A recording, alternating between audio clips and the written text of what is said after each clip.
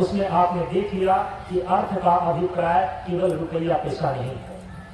हमारे यहाँ पर अर्थ शास्त्रों में अर्थ की संज्ञा किसको किसको प्राप्त है? संसार के जितने भी भोगी वस्तुएं हैं, पृथ्वी, पानी, प्रकाश, पवन, आकाश, रूप, रस, गंध, स्पर्श, शब्द, सर्प, वनिता, चंदन इत्यादि जितने भी विषय भोग्य पदार्थ हैं, सबकी संज्ञा है अर्थ। और कल आपने देखा कि अर्थ यदि धन और संपदा को भी मानते हैं तो वो संपत्ति एक प्रकार की नहीं होती है, वो संपत्ति होती है तीन प्रकार की। एक जड़ स्तर की जो संपत्ति है जिसको तमोगुणी संपत्ति कहते हैं, तमोगुणी संपत्ति के रूप में है रुपया, पैसा, कंकर, पत्थर, जमीन, जायदाद, बहुधन, गजधन, बाजी धन और रतन धन था।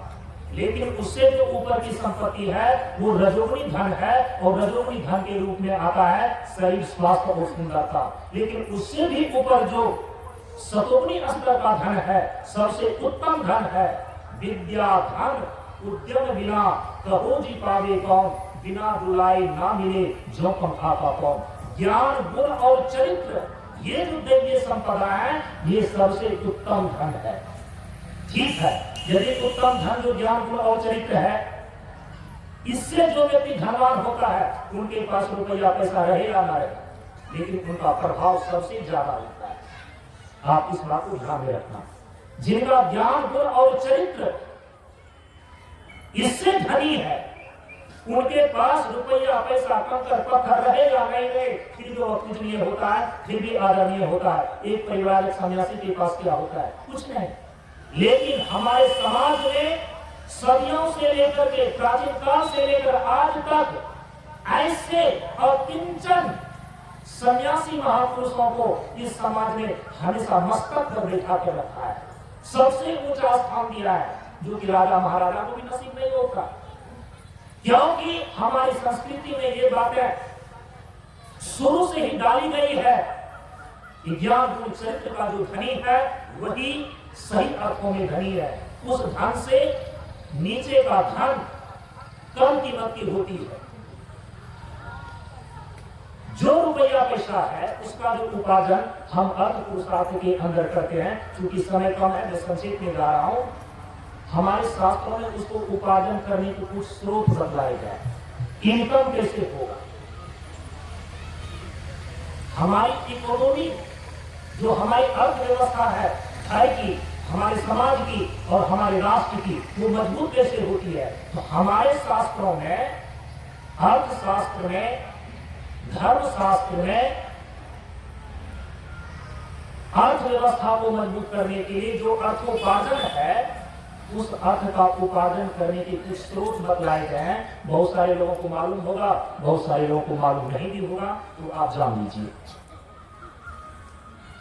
अभी तो लोगों ने सोच लिया है कि अरे जैसे भी पैसा आता है आने दो, देह बेच करके हो, इज्जत बेच करके हो, लूट खसोट करके हो, जैसे जो घोटाला करके हो। लेकिन याद रखिए प्रेमियों, इन तरीकों से जो आप पैसा उपार्जित कर रहे हैं, धन उपार्जित कर रहे हैं, एक समय आपके पास धन का अंबार होएगा, लेकिन आपको वो अपने भीतर स्वाभिमान पैदा नहीं होने देगा। हमने बहुत सारे लोगों को देखा है, मैं नाम नहीं लेना चाहूंगा, हमारी नजर के सामने, हमारे क्षेत्र में, हमारे बिहार में, हमारे भारत में बहुत सारे ऐसे लोग हैं जो शुरू में किसी भी प्रकार से पहले वो धन को इकट्ठा किया, जो ही धन को इकट्ठा कर लिया ना, अब वो इज्जत खोजने लगा, वो सम्मान खोजने लगा। फिर उसी इज्जत और सम्मान के लिए वो सारे के सारे पैसे को खर्च करता है, 10 आदमियों को खिलाता है, 10 आदमियों को बुलाता है, यहाँ से वहां ले जाता है, क्योंकि केवल धन संतुष्ट नहीं कर सकता व्यक्ति को, उनका भी अपना एक आत्मा का स्वाभिमान है। इसलिए गलत तरीके से यदि पैसे आप उपार्जित भी कर लेते हैं ना, वो आपको संतोष नहीं देगा, वो आपको तृप्ति नहीं देगी। हमारे शास्त्रों में इसीलिए धन को उपार्जित करने के लिए, अर्थ को उपार्जित करने के लिए कुछ स्रोत बतलाए गए हैं। मुख्य रूप से 6 और 7 स्रोत हमारे शास्त्रों में धन कमाने के बताए गए हैं, उसका उल्लेख किया गया है, जिसमें कि चार स्रोत तो लगभग सभी लोग जान रहे होंगे। पहले लोग बोलते थे ना, बूढ़े बुजुर्ग, उत्तम खेती, मध्यम बाण, अब कुछ कुछ चाकरी, भीख निदान। इसमें चार चीजें आ गई ना, चार स्रोत आ गया। उत्तम खेती, मध्यम बाण, मध्यम बाण का मतलब है वाणिज्य। अब कुछ कुछ चाकरी, चाकरी का मतलब होता है नौकरी, सर्विस। किसी के यहाँ नौकरी करना, या प्राइवेट नौकरी करें किसी के यहाँ पर, या सरकारी नौकरी करें।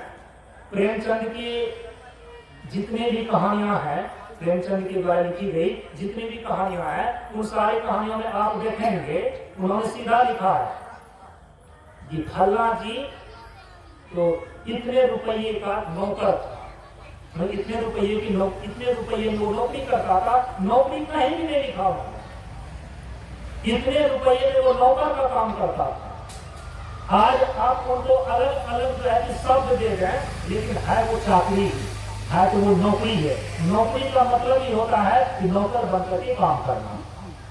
समझ रहे हैं इस चीज को? अब उसका थोड़ा सा स्टैंडर्ड मेंटेन अभी अभी लोगों ने दूसरे प्रकार से कर लिया है, लेकिन शुरू में हमारे यहाँ पर देखिए उत्तम खेती को माना गया, मध्यम वाणिज्य को माना गया, ताकि कुछ कुछ चाकरी, कुछ कुछ नौकरी का भी महत्व है। और कहा कि अंतिम में तो भीख निदान, भीख के द्वारा भी हम धन को इकट्ठा करते हैं। ये चार स्रोत तो यहाँ पर मालूम होते हैं। कुल मिलाकर के 6-7 स्रोत बतलाए गए हैं, तो उसमें सबसे पहला स्रोत आता है विद्या देकर के धन का उपार्जन करना। हमारे वेदों में कई ऐसी आख्यायिकाएं हैं। राजा जनक दरबार लगाते हैं, वहां पर शास्त्रार्थ होता है विद्वानों का, और जो विद्वान शास्त्रार्थ में जीत जाते थे, हाँ, इतने 100 गाय के सींग पर सोने से मढ़ा हुआ, इतनी गाय उसको पुरस्कार में दी जाती थी। तो हमारे शास्त्र में धन को उपार्जित करने का एक स्रोत बतलाया गया, विद्या के द्वारा धन का उपार्जन करना, विद्या देना, ज्ञान देना, और फिर इसके बाद उसके बदले धन को लेना। हमारे शास्त्र में धन उपार्जन करने का एक स्रोत है विद्या के द्वारा। इसके बाद दूसरा स्रोत बतलाया, धनोपार्जन का दूसरा स्रोत है संपत्ति को इकट्ठा करने का दूसरा स्रोत बतलाया वाणिज्य। वाणिज्य का अर्थ होता है व्यापार, और वह व्यापार किसी भी प्रकार का हो सकता है। समझ रहे हैं? व्यापार के द्वारा, खरीद बिक्री के द्वारा, चाहे वो अनाज का खरीद बिक्री हो, चाहे पशु का खरीद बिक्री हो, सोना चांदी का खरीद बिक्री हो, व्यापार, व्यापार के द्वारा धन का उपार्जन किया जाता है। तो धन को अर्जित करने का दूसरा स्रोत है व्यापार, जिसको वाणिज्य बोलते हैं। हमारे शास्त्रों में तीसरा स्रोत बतलाया गया धन को इकट्ठा करने का, उसको बोलते हैं कृषि, खेती बाड़ी। इतने बड़े बड़े फॉर्म, सोचिए, अभी तो बड़े बड़े उद्योगपति जो है ना, पता चलता है उनके इतिहास से कि ऐसे उद्योगपति नहीं हो गए। अभी भी जाकर के देखते हैं कि बिरला फार्म हरिद्वार में है, टाटा बिरला उद्योगपति है, लेकिन वे लोग भी उस पैसे से लेकर के इतने बड़े बड़े खेती के लिए फॉर्म खरीदे पहले, और फिर उसी से, आज तो देख लीजिए जमीन की खरीद बिक्री में जितनी आमदनी है वो किसी में नहीं है। तो खेती का खरीद बिक्री करना वो व्यापार के अंदर आएगा, लेकिन खेती को करना, उसमें उपजाना, इसको बोलते हैं कृषि। तो कृषि एक तीसरा स्रोत है धन के उपार्जन का। और चौथा स्रोत हमारे यहाँ पर शास्त्रों में बतलाया गया कि धन को उपार्जित करने का चौथा स्रोत है पशुपालन। और पशुपालन के नाम पर आज गौ पालन कम होता है, मुर्गी पालन सबसे ज्यादा आदमी कर रहा है, मत्स्य पालन आदमी ज्यादा कर रहा है। जो भी हो, चाहे मत्स्य पालन हो, मुर्गी पालन हो, बकरी पालन हो, मुर्गा पालन हो, लेकिन पशु पालन को भी हमारे शास्त्र में धन को इकट्ठा करने का एक निश्चित स्रोत बतलाया गया है, निश्चित किया गया है। चौथा हुआ कि पांचवा हुआ? चौथा हुआ। चौथा स्रोत है। और इसके बाद जो पांचवा स्रोत है, वो पांचवा स्रोत है जो कि अभी बोलते हैं नौकरी, नौकरी करना। इसके बाद एक छठा स्रोत भी हमारे शास्त्रों में बतलाया गया है धन को उपार्जित करने के लिए, और उसको बोलते हैं कुसीद। शास्त्र की भाषा में कुसीद, और आपकी भाषा में बोलो कि उसको बोलते हैं ब्याज, इंटरेस्ट। ये शास्त्र में बताया गया, लेकिन यहां पर मैं आपको बता दूं, अभी तो बैंक आपसे पैसा लेकर के इंटरेस्ट देती है। कुछ लोग जो है कि गांव में पहले जो है कि गन्ना लोग और मुनीम लोग जो है कि सबसे ज्यादा जो है कि ब्याज पर पैसा लेन देन करते थे। हमारे शास्त्रों में उसी को अर्थात ब्याज को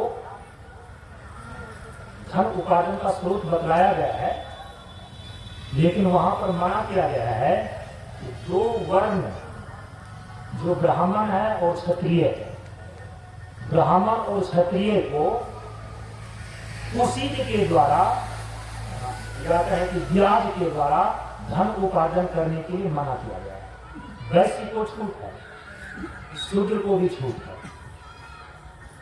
तो वैश्य और शूद्र ब्याज के द्वारा धन का उपार्जन कर सकते हैं, लेकिन ब्राह्मण और क्षत्रिय के लिए मना किया गया है। हमारे शास्त्रों में ये ध्यान दिया है। तो ब्याज और कुसीद भी धन उपार्जन करने का एक स्रोत हमारे शास्त्रों में निश्चित किया गया है। इसके बाद जो एक सातवां स्रोत है ना, उस सातवें स्रोत का नाम है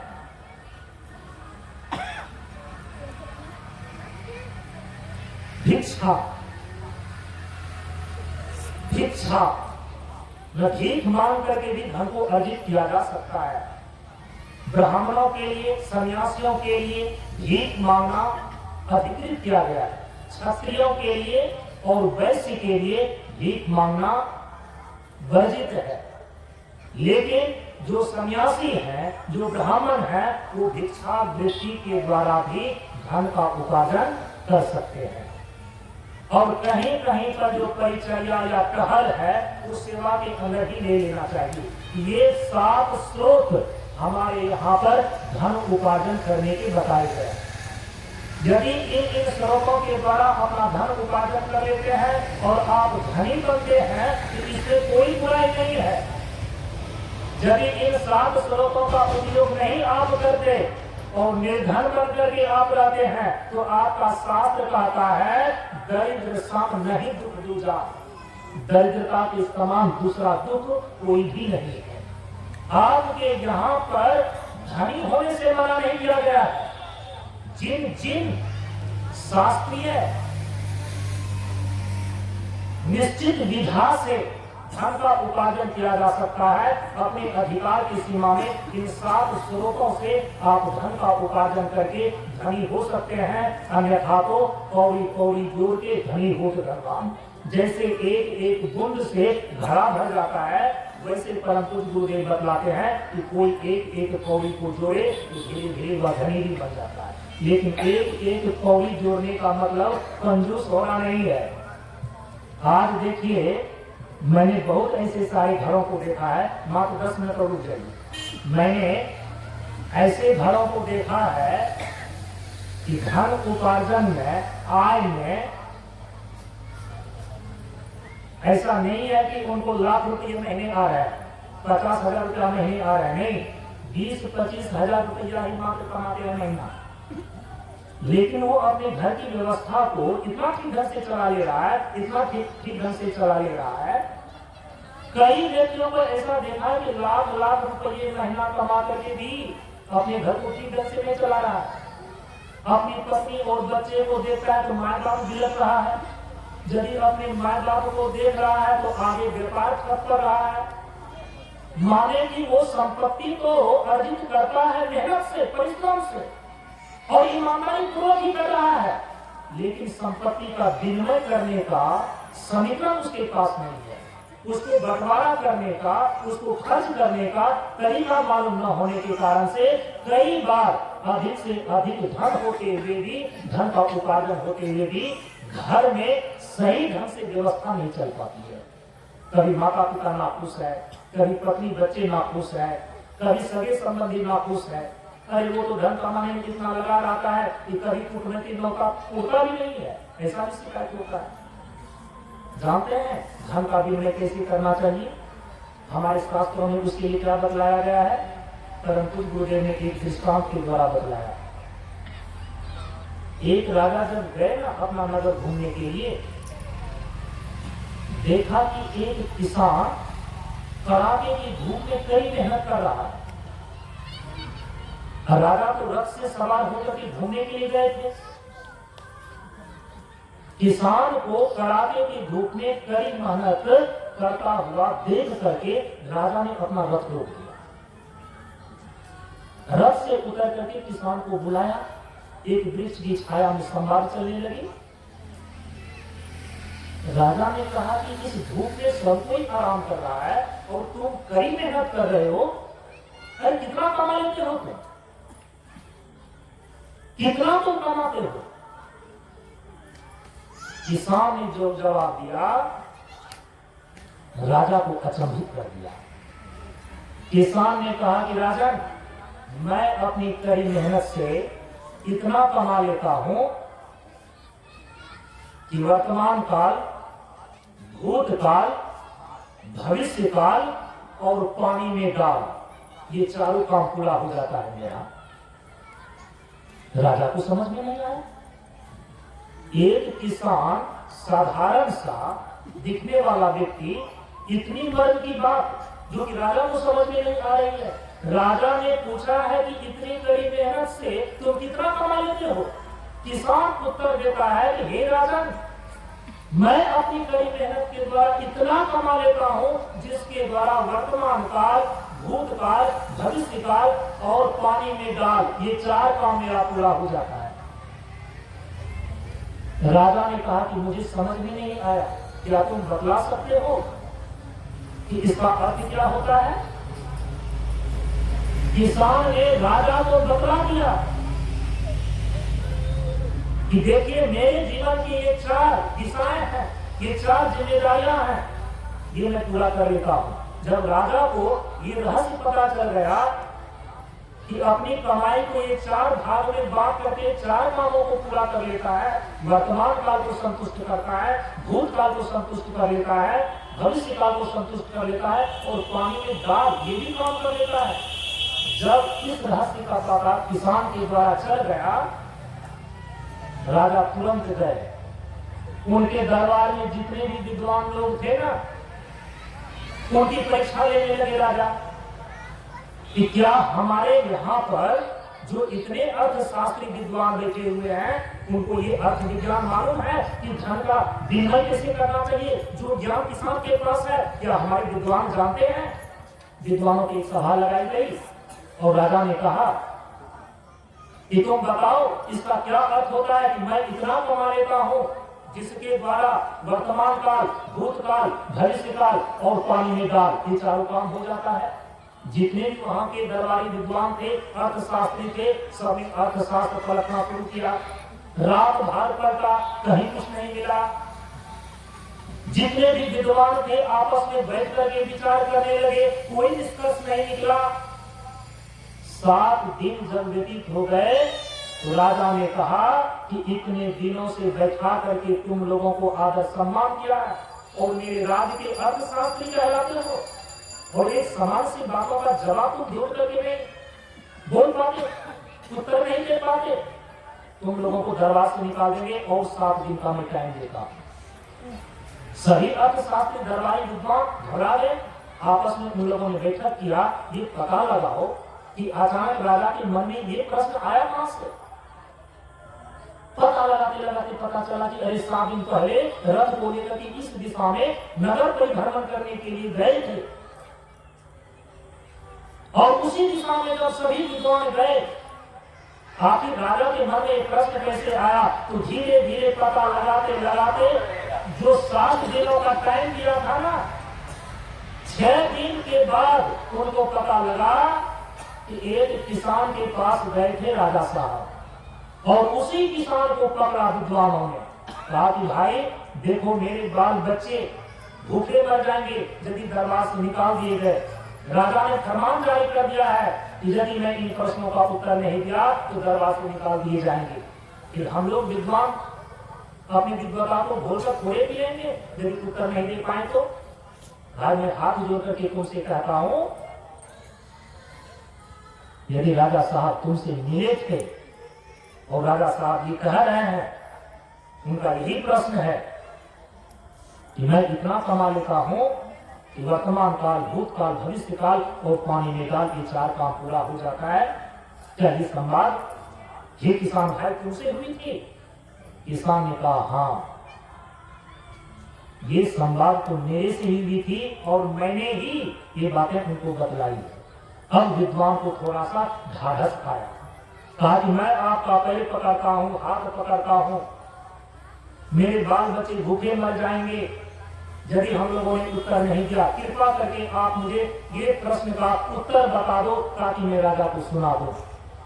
तब किसान ने कहा, मैं कड़ी मेहनत करता हूं, ईमानदारी पूर्वक मैं अपने बच्चे का पालन पोषण करता हूं, लेकिन राजा को मैं धोखा नहीं दे सकता, क्योंकि राजा ने मेरे से उसी दिन, आज से 6 दिन पहले मेरे से ये वचन लिया है, मेरे से ये वादा करवाया है कि जब तक राजा साहब का मैं 1000 बार दर्शन नहीं कर लेता हूं तब तक इस प्रश्न का उत्तर मैं किसी को न बताऊं। फिर मामला फंस गया। किसान ने कहा कि राजा साहब ने मुझे बांध दिया है कि देखो, इस प्रश्न का उत्तर तुम तब तक नहीं बताना जब तक 1000 बार मेरा दर्शन तुम नहीं कर लेते हो। विद्वान का जो समूह था वो फिर अपना सीट पकड़ करके बैठ गया। विद्वान लोग दुखी हो जाए किसान के सामने तो किसान ईमानदार है, उदार है, दया आ जाती है हृदय में। तब उन्होंने कहा कि देखो, एक उपाय है। किसान ने ही बताया कि एक उपाय है। फिर चेहरा खिल गया विद्वान लोगों का। कहा कि भाई बताओ क्या उपाय है? कहा कि तुम लोगों ने दरबार से राजा के द्वारा बहुत सारे सोने के सिक्के प्राप्त किए होंगे, और पहले जो राजा राज्य करते थे ना, वो जो सिक्के चलाए जाते थे उस मोहर पर राजा के चित्र छपते थे। किसान ने कहा कि तुम सारे विद्वान लोग जाओ अपने अपने घरों में, राजा के द्वारा जो मोहरें निकाली गई है सोने की, उसमें उनके चित्र छपे हुए हैं। यदि 1000 मोहरें पोटली बांध करके ले आओ मेरे पास, घबराना नहीं, मैं उसको रखूंगा नहीं, मैं तुम्हें वापस कर दूंगा। लेकिन यदि तुम्हारे पास सभी लोग मिलकर के 1000 सोने की मोहरें जिस पर राजा के चित्र छपे हो लाते हो तो मैं इस प्रश्न का उत्तर तुम्हें बता सकता हूं। भागे भागे दौड़े गए सभी विद्वान लोग। अपने घर में अपनी पत्नियों को कहा कि अरे, राजा साहब ने समय समय पर हम लोगों को खुश होकर के, प्रसन्न होकर के सोने की सिक्के की मोहरें जो दिया था, तुम्हारे पास कितना है, तुम्हारे पास कितना है। सभी विद्वान लोगों ने जब इकट्ठा किया तो 1000 सोने की मोहरें पूरी हो गई। पोटली बांध करके आए और किसान के पास रख दिया। किसान ने कहा कि जाओ, अभी 1 दिन है ना बाकी, 7वां दिन तुमको उत्तर देना है। कल सुबह में संध्या को सोने के सिक्के, 1000 सोने के सिक्के की मोहरें पोटली बांध करके किसान के पास पहुंचा दिया गया है। किसान ने आश्वस्त कर दिया कि आप लोग सुबह आना, आपको मैं उत्तर दे दूंगा। किसान क्या करता है, राजा के द्वारा दिए गए वचन को निभाने के लिए रात भर बैठ करके राजा का जो तस्वीर उस सोने की मोहर पर था गौर गौर से देख देख करके रखते जाता है। 1000 बार 1000 सिक्के बारी बारी से राजा का दर्शन किया और पोटली में बांध करके देखा। दौड़े दौड़े सुबह सुबह जब विद्वान लोग किसान के घर पर पहुंचे, कहा कि देखो, अब मैं तुमको बतला रहा हूं, इसका उत्तर ये है कि मैं इतना कमा लेता हूं जिससे वर्तमान काल, भूतकाल, भविष्य काल और पानी में डाल ये 4 काम पूरे हो जाते हैं। जब किसान से उत्तर पा गया ना, विद्वान लोग आए और राजा के दरबार में हूबहू वैसे ही कह दिया जैसे किसान ने कहा था। राजा ने सोचा कि अरे ये हूबहू तो किसान ने मेरे से ऐसे कहा था, और ऐसे ही अक्षरशः हूबहू ये विद्वान भी कह रहा है, इसका मतलब है ये विद्वान लोग उसी किसान से पूछ करके आया।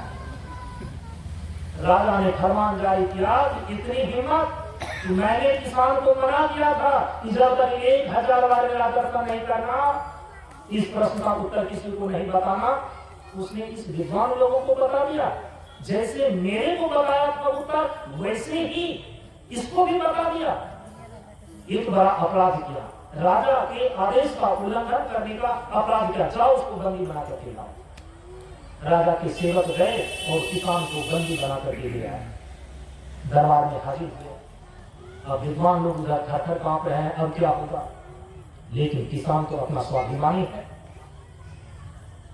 राजा ने कहा, मैंने तुम्हें समझा करके आया था कि मेरे को जो तुम मेरे प्रश्न का जो तुम उत्तर दे रहे हो, 1000 दर्शन मेरे किए बिना, मेरा 1000 बार दर्शन किए बिना किसी को मत बताना।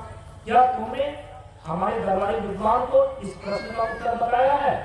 किसान ने कहा कि जी राजन, मैंने ही आपके दरबारी विद्वान को ये उत्तर बताया, क्योंकि ये लोग रो रहे थे। आप इनको दरबार से निकालने का आपने फरमान जारी कर दिया था, यदि प्रश्न का उत्तर नहीं दिया तो तुम लोगों को दरबार से निकाल देंगे। इनके बाल बच्चे तो भूखे मर जाते। मुझे दया आ गई और मैंने इसको उत्तर बता दिया। तो राजा ने कहा कि फिर मेरे आदेश का क्या हुआ? किसान ने कहा कि राजन, आपके आदेश का भी मैंने पालन किया है। आपने यही कहा था कि 1000 बार जब तक मेरा दर्शन नहीं कर लेते हो, मुझे नहीं देख लेते हो, किसी को मत बताना। आपका ही चित्र आपके द्वारा चलाए गए सोने की मोहरे पर छपी हुई है। इन विद्वानों से मैंने आपके द्वारा चलाए गए इस राज्य में जो सोने की मोहरें जिस पर आपके चित्र छपे हुए हैं, 1000 सोने की मोहरें मैंने इकट्ठा करवाई और रात भर मैंने बारी बारी से 1000 बार आपका दर्शन किया है। तब सुबह जाकर के इन लोगों को मैंने उत्तर बदलाया। राजा चुप हो गए। इस प्रकार से उनकी विवेकशीलता को देख करके राजा के आदेश का भी पालन किया। विद्वान लोग दरबार से निकाले ना जाए, क्योंकि उनके बाल बच्चे भूखे से मर जाएंगे, उसको भी बचा लिया। ऐसी विवेकशीलता इस किसान ने प्राप्त कैसे किया है? राजा तो मुक्त हो गए। जानते उस किसान ने क्या उत्तर दिया था? उस किसान के द्वारा यही उत्तर था, क्योंकि उसने कहा था कि राजन, मैं इतना कमा लेता हूं जिसके द्वारा वर्तमान काल, भूतकाल, भविष्य काल और पानी में डाल ये 4 काम पूरा हो जाता है। किसान ने इसका जब रहस्य प्रकट किया, उसका ये उत्तर था कि राजन, हम जितना संपत्ति इकट्ठा करते हैं 1 महीने में, हम उसको 4 भाग में बांट देते हैं और 4 जिम्मेदारियों को पूरा करते हैं। वर्तमान काल, भूतकाल, भविष्य काल और पानी में काल। वर्तमान काल का मतलब है जो वर्तमान में हम अपनी पत्नी और बच्चे के साथ जीवन जी रहे हैं, 1 भाग में उसमें खर्च करता हूं। ये हुआ वर्तमान। वर्तमान में जो हमारा जीवन जिस पत्नी और बच्चे के साथ गुजारा हो रहा है, उनके देख रेख, पढ़ाई लिखाई, कपड़ा लत्ता, खान पान में मैं 1 भाग खर्च कर देता हूं। मैंने कहा कि अपनी कमाई से मैं भूतकाल को भी संभाल लेता हूं, और भूतकाल का मतलब है कि जो पहले के हैं, और पहले का मतलब होता है माता पिता। वर्तमान में पत्नी और बच्चा, तो भूतकाल में जो पीछे हैं, पहले हैं, वो है माँ और बाप। आज पत्नी और बच्चा को देखने में खाली वो व्यक्ति इतना अपने बुद्धि में बिठा लेता है कि माँ बाप तो बूढ़े हो गए, कुछ दिन के मेहमान है, अब बुढ़ारी में क्या गिराही करेगा वो। बुढ़ौती में क्या श्रृंगार शोभेगा? अरे भाई, वो बुढ़ापे में भिखारी नहीं करना चाहता है।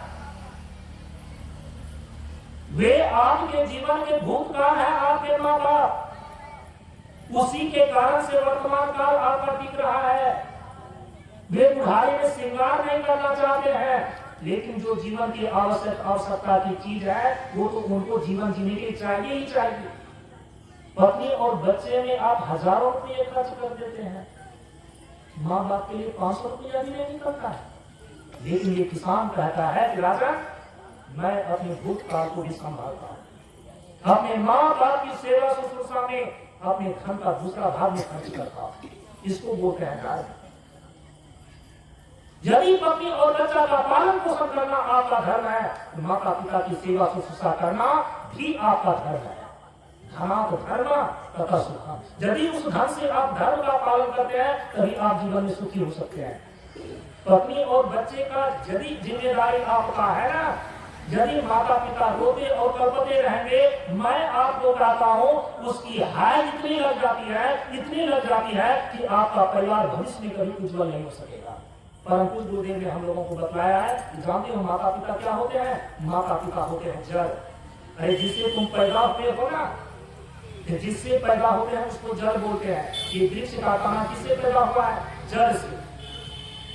यदि जड़ को काट करके ये वृक्ष हरा भरा भविष्य में होना चाहेगा तो कभी ये संभव है क्या? यदि माता पिता को दुखी कर दिए, माता पिता को निराश कर दिए, माता पिता को रोने और कल्पने के लिए छोड़ दिए, तो आप लाखों का अंबार लगा करके, शीश महल बना करके भी अपने जीवन को हरा भरा नहीं कर सकते। आए दिन इतने समाचार सुनने को मिलते हैं प्रेमियों कि अमेरिका में 5 लाख रुपया महीना कमा रहा है, करोड़ों के पैकेज हैं उनके, लेकिन माता पिता अपने घर में सड़ करके मर गए। उनको पानी देने वाला कोई नहीं था। इसीलिए हमारे महापुरुषों ने कहा है कि पुत्र सुपुत्र तो क्या धन संचय, पुत्र कुपुत्र तो क्या धन संचय। अरे यदि पुत्र कुपुत्र निकल गया, धन का अंबार भी लगा देंगे तो क्या होगा? यदि पुत्र सुपुत्र है तो क्या धन संचय? यदि धन का संचय भी नहीं किया तो वही पुत्र इतना सबसे बड़ा धन है कि वो सब चीज की पूर्ति कर देता है। इस किसान ने कहा कि मैं अपने भूतकाल को भी संभाल लेता हूँ, मैं माता पिता की सेवा शुश्रूषा में अपने धन का दूसरा अंश लगा देता हूँ। इसके बाद उत्तर में उन्होंने तीसरी बातें बताई किसान ने कि राजन, मैंने कहा है कि भविष्य काल को भी मैं देख लेता हूँ, और भविष्य काल का मतलब है कि आने वाले समय में बेटी की शादी है, रोग और व्याधि है, श्राद्ध इत्यादि है, जो भविष्य में हमें व्यापार को डेवलप करना है, उसके लिए भी मैं अपने धन का एक अंश काट करके रख देता हूँ। यदि 1 रुपया मैं कमाता हूँ तो 4 आना खर्च करता हूँ वर्तमान में पत्नी और बच्चे पर, 4 आना खर्च करता हूँ मैं अपने भूतकाल पर, माता पिता की सेवा शुश्रूषा में, और 4 आना भविष्य निधि में जमा कर देता हूँ। तो कहा कि ये 75 पैसा की बात तो समझ में आ गई, ये 4 आना कहाँ लगाते हो तुम? किसान ने उत्तर दिया, पानी में डाल। कहा कि पानी में डाल, कहा कि नीति कर दरिया में डाल। 4 आने को मैं ऐसे जगह पर सेवा में लगा देता हूँ, उपकार में लगा देता हूँ, सोचता नहीं हूँ उसके बदले हमको कुछ देगा वो, परमार्थ में उसको खर्च कर देता हूँ। आज लोग यदि 4 आना दान भी करते हैं ना, वो नेम प्लेट लिखा देते हैं। किसान ने कहा कि ये नेम प्लेट लगाने वाला दान मैं नहीं करता, मैं पानी में डाल मतलब कि मैं उपकार करता हूँ, भूल जाता हूँ, परमात्मा में लगाता हूँ, भूल जाता हूँ, बदले की भावना नहीं रखता कि उसके बदले में मुझे कुछ मिलेगा, मैं ऐसा चेहरे नहीं करता। राजा इसी बात से प्रसन्न हो गए थे। जानते हैं आदेश का भी उन्होंने पालन किया उनके विवेकशीलता में कि 1000 बार सोने की मोहरे पर चित्र देख करके तब उत्तर बतलाया था विद्वान को। उनकी इस विवेकशीलता और धन के विनिमय को देख करके इतना बड़ा अर्थशास्त्र का ज्ञान राजा को प्राप्त हुआ। उसी समय उन्होंने, राजा ने उस किसान को अपने राज्य का वित्त मंत्री बनाया। और केवल ये कहानी नहीं आते हो, ये महाभारत में आपको श्लोक मिल जाएगा जिसमें कि भगवान वेदव्यास ने लिखा है कि जितना तुम कमाते हो ना उसको 4 भाग में बांट करके खर्च करो, नहीं तो याद रखना तुम कुछ करोगे कुछ छूट जाएगा, कोई खुश होगा कोई नाराज हो जाएगा। परंतु गुरुदेव ने कहा अपने अर्थ का विनिमय, अपने कमाए हुए धन का विनिमय यदि 7 स्रोतों से धन को इकट्ठा करते हो ना तो 4 भागों में बांट करके उसको खर्च करो, सभी खुश होगा, संतुलन बनाएगा। ठीक है, नहीं तो अभी कहते हैं कि अपनी पत्नी और बच्चे वर्तमान काल को ठीक करने के लिए और माता पिता को यदि छोड़ देते हैं ना आप, वही बच्चा देख रहा है कि हमारे पालन पोषण करने में किस प्रकार से हमारे पिता मेरे दादा और दादी को छोड़ रहे हैं, तो वही थोड़ा वही अक्षर वही घटना आपके साथ जुड़ाएगा, वो भी बड़ा होएगा, एक समय में वो भी अपने पति और बच्चा को देखेगा और आपको बुढ़ापे को छोड़ देगा।